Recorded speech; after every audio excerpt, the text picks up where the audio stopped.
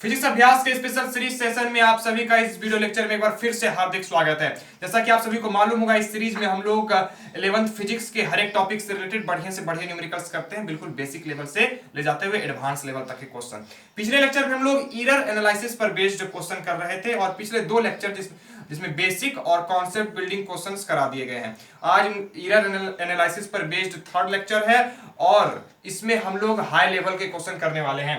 एक क्वेश्चन आपके स्क्रीन पे सामने है जो जेईई में 2019 में आया हुआ है, कॉम्पिटिटिव अच्छा एग्जाम्स का क्वेश्चन है। अच्छा क्वेश्चन मिलेगा, जैसा कि हमने पहले बता दिया, यहाँ पे आपको बेसिक से हाई लेवल अच्छे क्वेश्चंस मिलते हैं। तो आप जहां से फिजिक्स पढ़ते रहिए, थ्योरी पार्ट पढ़ते रहिए, लेकिन न्यूमेरिकल्स के लिए हमारे चैनल से जरूर जुड़े रहिए और यहाँ पे न्यूमेरिकल्स का प्रैक्टिस करते रहिए। आपको ये तो छोटा मोटा चैप्टर यूनिट एंड मेजरमेंट है, जब बढ़िया चैप्टर्स आएंगे तो वहां पे और बढ़िया न्यूमेरिकल्स मिलेंगे। बेसिक से ऊपर हाई लेवल के क्वेश्चन जैसे काइनेमेटिक्स एंड मैकेनिक्स पढ़ेंगे, सर्कुलर मोशन, ग्रेविटेशन, बहुत अच्छे चैप्टर्स हैं। तो स्टार्टिंग ही हम लोग अभी कर रहे हैं। चलिए देखते हैं, इस क्वेश्चन को स्टार्ट करते हैं और इसी पर बेस्ड आगे के लेक्चर्स के क्वेश्चन आने वाले हैं। जी हाँ, इसी पर बेस्ड अच्छे अब क्वेश्चंस की बारी है। आपका बेसिक क्लियर है तो ये क्वेश्चन बिल्कुल अच्छे तरीके से समझ में आएगा। फॉर्मूलाज क्लियर है जो कि हमने पिछले दो लेक्चर में आपको करवा दिया है, ठीक है। तो in a simple pendulum experiment for determination of acceleration due to gravity, यहां स्मॉल जी का मतलब क्या है? Acceleration due to gravity 9th 10th में पढ़ी रखा है। तो हमको एक्सपेरिमेंट कर रहा है सिंपल पेंडुलम में, किसका डिटरमाइन करने के लिए? एक्सेलरेशन ड्यू टू ग्रेविटी को। Time taken for 20 oscillation, 20 oscillation के लिए कितना टाइम लग रहा है? कितना लग रहा है अभी पता करेंगे, लेकिन दिया हुआ है वॉच से मेजर किया गया है, वॉच का लिस्ट काउंट 1 सेकेंड है।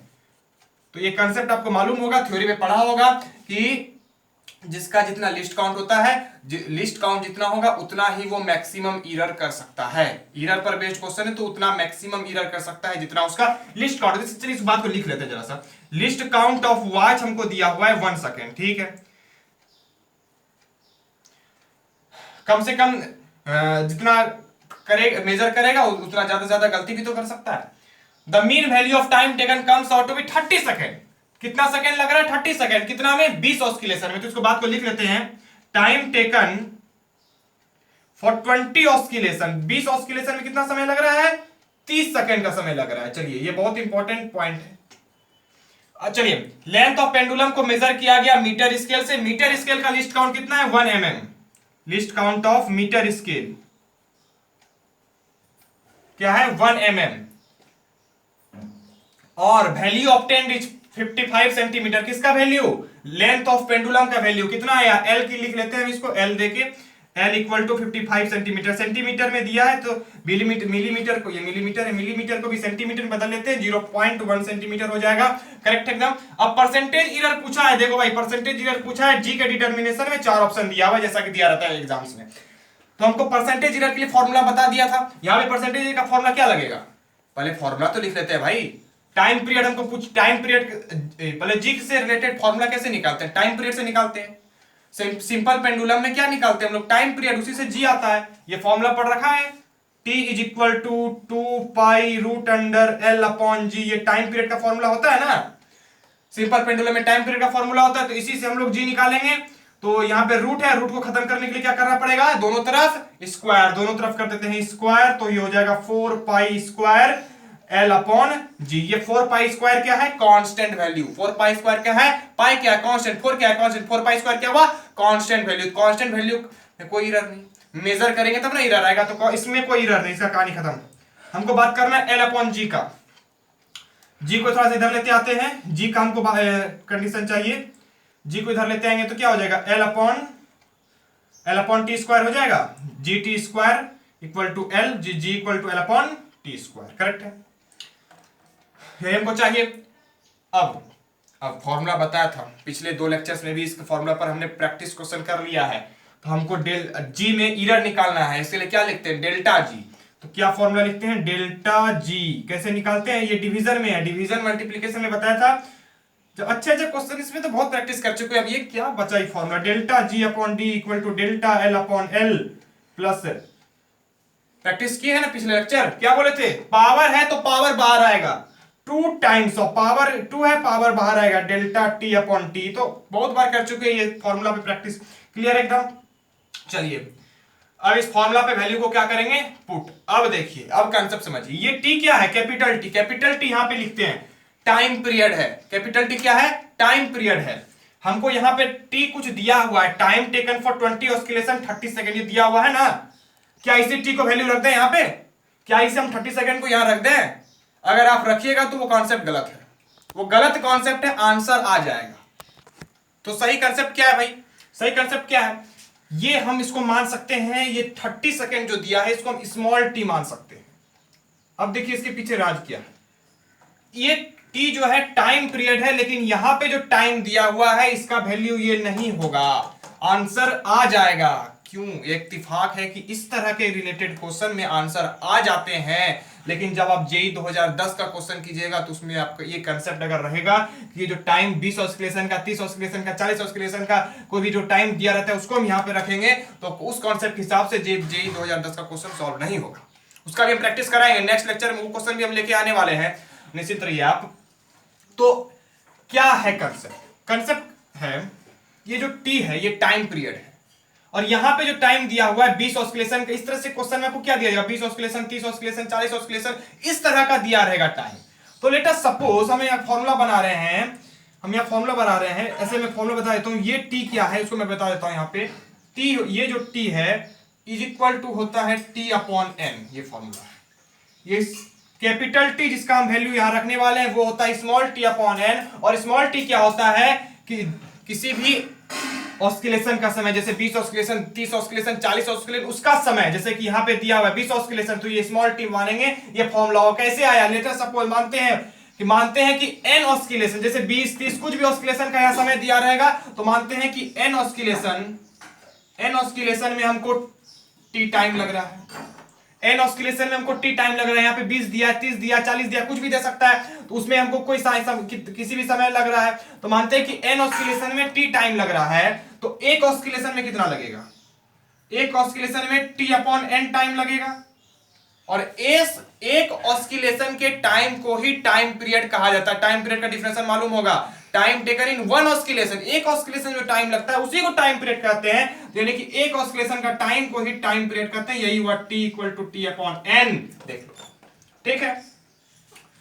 हमको निकालना क्या है, डेल्टा टी बाय टी, तो यहां से हम निकालेंगे डेल्टा टी क्या है, ईरर इन टी, डेल्टा टी क्या है, ईरर इन टी, तो डेल्टा टी बाय टी, इसी को मैं यहां निकाल रहा हूं, डेल्टा टी बाय टी, तो क्या हो जाएगा, delta small t upon n, n में कोई एरर नहीं होगा, एन तो नंबर है, एन क्या है, नंबर है, एन ऑस्किलेशन कोई भी संख्या जिसमें कोई एरर नहीं होगा, इसमें एरर होगा, delta t by q, delta t upon n. ये तो यहां पे देखिए delta capital T by capital T is equal to हो गया delta small t by t, small t by t, ये टी होगा, ठीक है, small t by t, small, देखिए फिर से समझिए इसको, फिर से समझिए इसको, ये मेरा कैपिटल टी निकला, और हम इसका डेल्टा टी निकालेंगे तो क्या होगा, delta small t by n होगा, ठीक है। देखिए मेरा कैपिटल टी ये है, तो डेल्टा टी निकाले तो ये हो गया। अब निकालेंगे डेल्टा टी अपॉन टी, ये जो कि हम चाहते हैं यहां पे, इसको निकालने के लिए देखिए इतना बटे इतना करेंगे तो इतना बटे इतना होगा,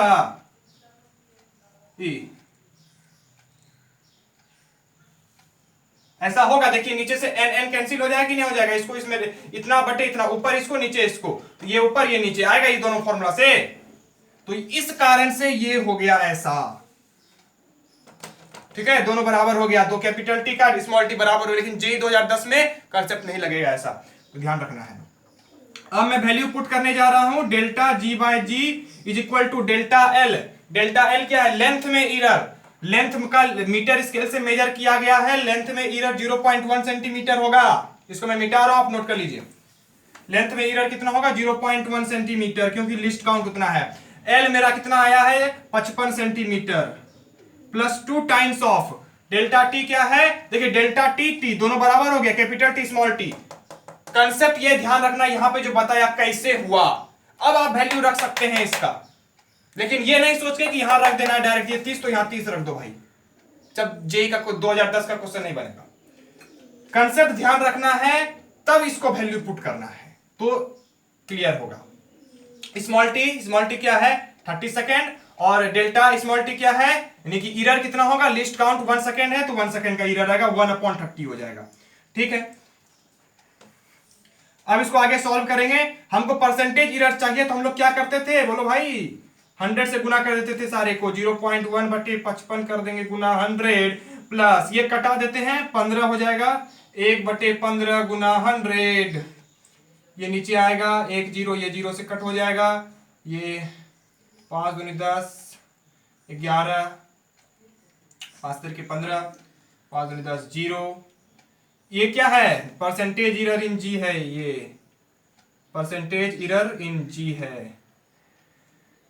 2/11 प्लस 3/20, ये क्या हो जाएगा, 0.1 के करीब आ रहा है, प्लस 1 मिनट। आप इसको लगभग सही कैलकुलेट किया ना, 2/11 प्लस 20/3, अच्छा 20/3, हाँ 20/3, ये हो जाएगा 6.66 आ रहा है, 6.66, और ये 0.1 के करीब आ रहा है, और इसका आंसर कितना आ जाएगा, 6.84 के करीब आ जाएगा। 1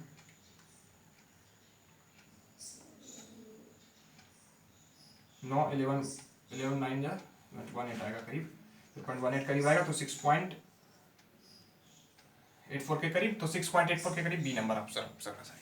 B number option close to कर रहा है ना, तो 6.8 आपका करीब करीब आ जाएगा। ठीक है, समझ में आ गया। 6.84 करीब करीब हमको पूछ रहा है, देखिए इज क्लोज टू, तो 6.84 के करीब करीब क्या आएगा, 6.8 आएगा, 6.8% हमारा ये बी नंबर ऑप्शन सही हो जाएगा। ठीक है, कैलकुलेशन थोड़ा सा ध्यान था। अब अगले लेक्चर में हम लोग इसी तरह से रिलेटेड और क्वेश्चन करेंगे, जेई 2010 का क्वेश्चन आएगा, और पहले जेई 18 का हम क्वेश्चन कर लेंगे। ठीक है, और इस सीरीज से जुड़े रहिए, हमारे चैनल को सब्सक्राइब करके। Thanks for watching this video.